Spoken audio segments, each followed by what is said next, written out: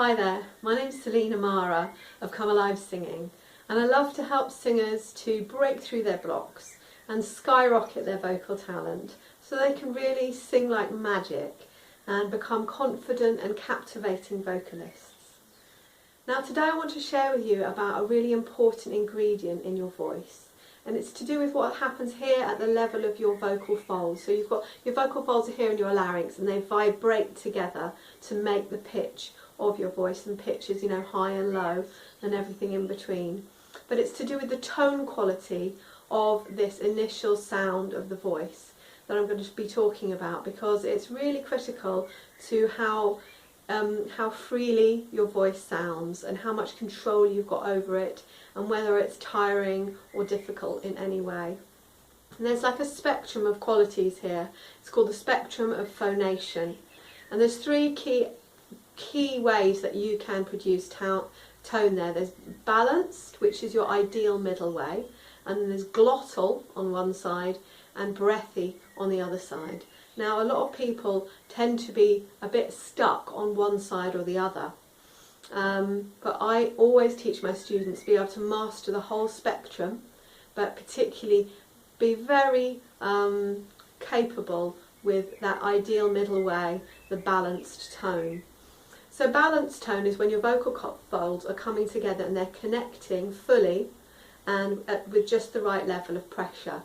And it gives a clear, balanced sound like this. Ooh, ah, ah, eh. Yeah? And on the other side, the breathy is where your vocal folds are coming together but they're not quite meeting. So there's always a gap, which means the air is flowing out. Literally, air is sort of pouring away while you're making sound. And it sounds like this. Ooh, ah, eh. And then on the other side you've got a glottal sound where they're whacking together too hard. And it's like this. Oh, ah, eh. Now you can hear that there's an extra hard sound at the beginning. So the glottal singing will tend to tire your voice out, and you'll tend to get a sore throat. And it will tend to set up a sort of chaotic wave in your sound, which means you're less in control of it. On the breathy sound, now it can sound quite nice, but you will lose breath. You literally throw away breath while you're singing. So you'll always run out of breath too quickly. And also it's quieter, so you will need a microphone if you're singing to an audience. Whereas that ideal middle way, where they're coming together in just the right amount of contact, produces a powerful tone that is sweet and yet rich and carries with great projection and resonance. So this is the one to master, and it's really important to start to become familiar with what your tendency is. I mean, maybe already you can do all three of them, but I bet if you have a listen, you'll notice there's a little habit one way or another. So I do actually have a toolkit full of exercises and remedies to help people overcome to get out of one habit or another, and find that middle way that's very rich and full of power and control. But I mean, it's important to be able to do all of these three, because you can use them for very different expressive moods in your singing.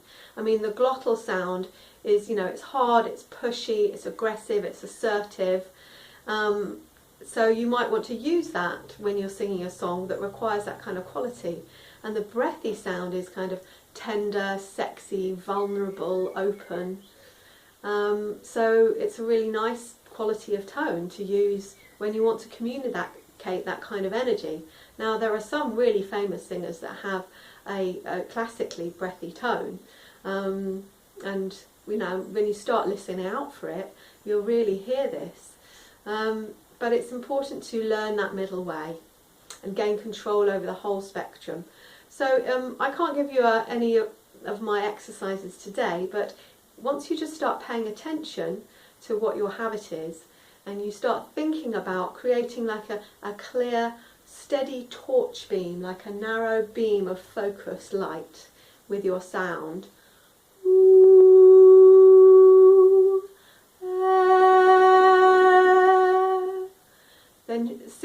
out of intention and awareness, I'm sure you will go more towards that steady, clear tone.